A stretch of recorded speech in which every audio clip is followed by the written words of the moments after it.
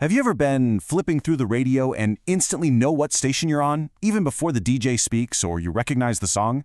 It's not just the music, it's the sound, that unique sonic fingerprint. Well, today we're going to pull back the curtain on the secret behind that signature sound, the art and science of audio processing.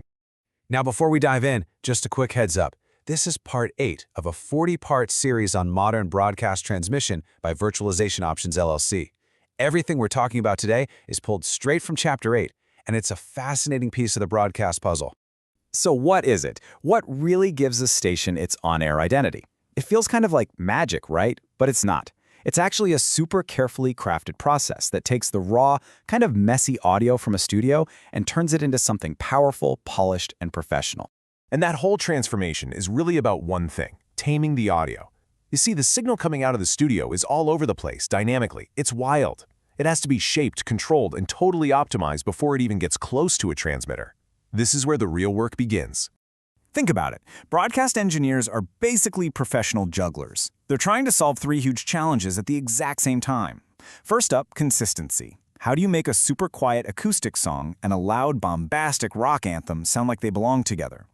Then you've got compliance. If you get too loud, you can actually bleed into other stations, and that causes what's called splatter, which will get you a very unpleasant call from the FCC. And finally, there's competition. You want your station to be loud, clear, and just jump out at the listener when they're scanning that dial. So how do they do it? How do they solve this 3-way puzzle? The answer is something called the audio processing chain. You can picture it as a 4-step journey that every single sound takes before it ever makes it to your car radio. And each step has a very specific job.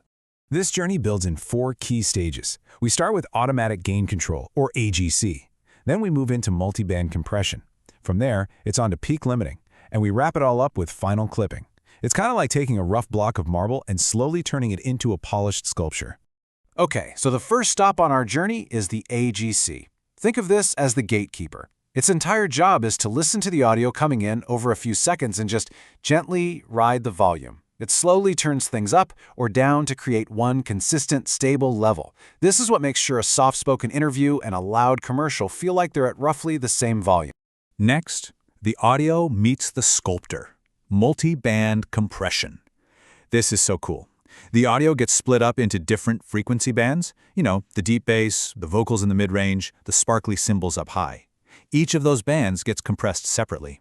And that's the key, because it stops a big booming bass drum from squashing the volume of everything else. This is how stations get their character, that tight, punchy rock sound, or that open, airy classical feel. Then we get to the bodyguard, the peak limiter.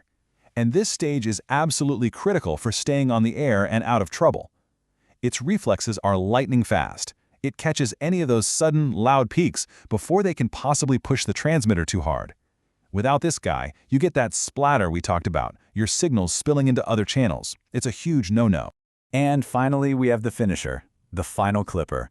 This is the secret sauce for getting that loud, competitive sound on the dial. It acts like an absolute brick wall, letting nothing past a certain level. What's really neat is that a lot of modern processors use look-ahead technology, meaning they're analyzing the audio a few milliseconds before it happens so they can make incredibly precise adjustments.